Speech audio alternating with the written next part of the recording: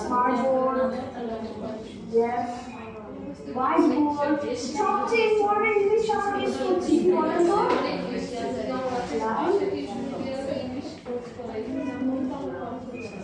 Student, আপনাদের কথা যে টিচার মানে একটা ক্লাসরুমে কি স্টুডেন্ট এবং টিচার ছাড়া ক্লাসরুমটা কি সম্পূর্ণ হতে পারে কখনো? আচ্ছা, তাহলে আমরা বুঝতে পারলাম যে এরকম কিছু প্লেস বা কিছু স্পেসিফিক কি আমরা করব।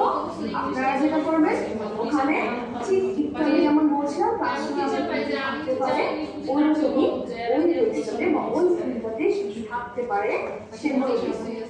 ওকে, আচ্ছা, তাহলে ফরেস্টে কি থাকতে পারে?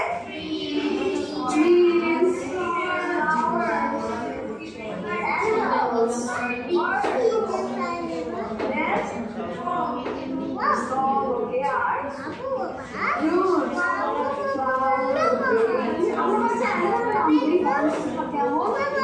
Lion, then tiger, then rabbit, monkey, then cheetah. Okay, cheetah English কি বলে?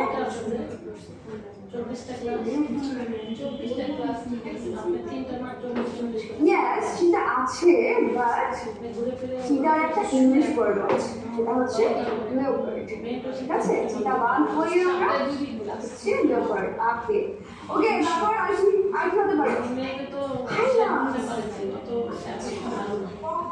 Fox. Okay, the second one, hospital. The hospital is কি থাকে? Patients, doctors, then right, then machine, MRI, then X-ray machine, saline, medicines. আচ্ছা, ডক্টরের যে বলেন ছিল কি বলেন তো?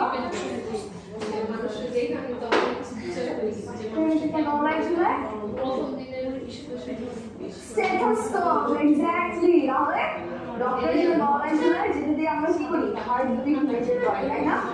ওটাকে কি বলে? Stethoscope. সবাই একসাথে বলি stethoscope. আচ্ছা, তারপরে পিকচারটা অফিস,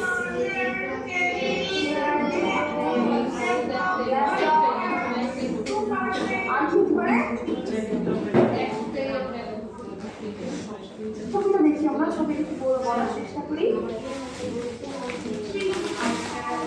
Fine, very good. তারপর কম্পিউটার, উইন্ডো, ওকে, নেক্সট ওয়ান রেস্টুরেন্ট, ফুড। যারা সবাই আমাদের কি সহজ মাথায় আছে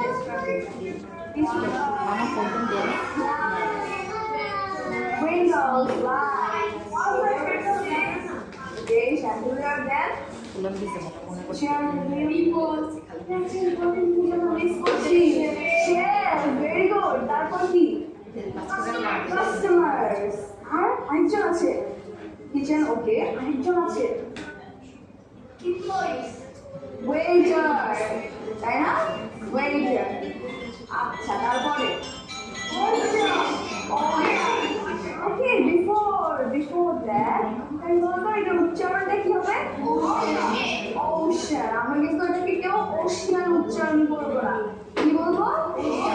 ওশান। আবার বলি ওশান। আচ্ছা, ওশান মানে কি? মহাসাগর, ঠিক আছে? ওশান মানে মহাসাগর। ওশানে কি কি থাকে? Water, ship, fish, okay, the water wave. Okay, fish. অনেক রকমের fish থাকে, তাই না? Dolphin, আমরা fish না বলি তো? Whale, shark, dolphin, then octopus, then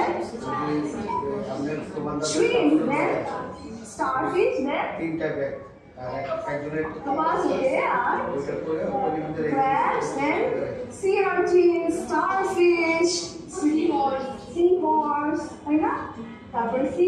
করার অনেক কিছু।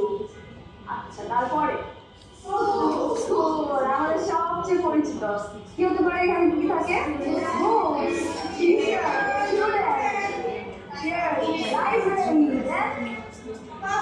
ক্লাসরুম, টিচার্স রুম, আর কি হতে পারে? প্লেগ্রাউন্ড, ক্যান্টিন, ক্যান্টিনও থাকে তাই না স্কুলে? আচ্ছা, এরপরে আমি করিডোর, প্লিজ। ন্যাশনাল ফ্ল্যাগ আছে কার কার স্কুলে? হাত তুলি তো। ন্যাশনাল ফ্ল্যাগ, ওকে। আমাদের স্কুলে কি ন্যাশনাল ফ্ল্যাগও থাকে তাই না? আচ্ছা, তারপরে কি ল্যাবরেটরিজ থাকে? ওকে, লাইব্রেরিও থাকে, ল্যাবরেটরিজও থাকে তাই না? স্পেশালি সায়েন্স ল্যাব থাকতে পারে, কম্পিউটার ল্যাব থাকতে পারে, অথবা আলাদা আলাদা করে থাকতে পারে, biology lab, physics lab, chemistry lab, তাই না? কি রুম? প্রেয়ার রুম, ওকে। হ্যাঁ, কিছু কিছু স্কুলে প্রেয়ার রুমও থাকে। আচ্ছা, এখন আমাকে বলেন তো, এই যে আমরা এতগুলো পিকচার থেকে এতগুলো শব্দ এক্সট্রাক্ট করে আনলাম, এই যে আমরা এই গেমটা খেললাম, এর উদ্দেশ্যটা কি আসলে? আমরা এই গেমটা থেকে কি শিখলাম? সিম্পল ভাবে বলি তো, আমরা এইখান থেকে কি শিখলাম? এতগুলো পিকচার থেকে যে এতগুলো শব্দ বললাম, আসলে আমরা কি শিখলাম? শব্দ শিখলাম তাই না? ওয়ার্ডস শিখলাম। আচ্ছা, তাহলে এই যে আমরা ওয়ার্ডস শিখলাম, এই ওয়ার্ডস গুলো আমাদের কেন শেখা দরকার একটু বলতে পারবো? স্পোকেনের জন্য, ঠিক আছে। আর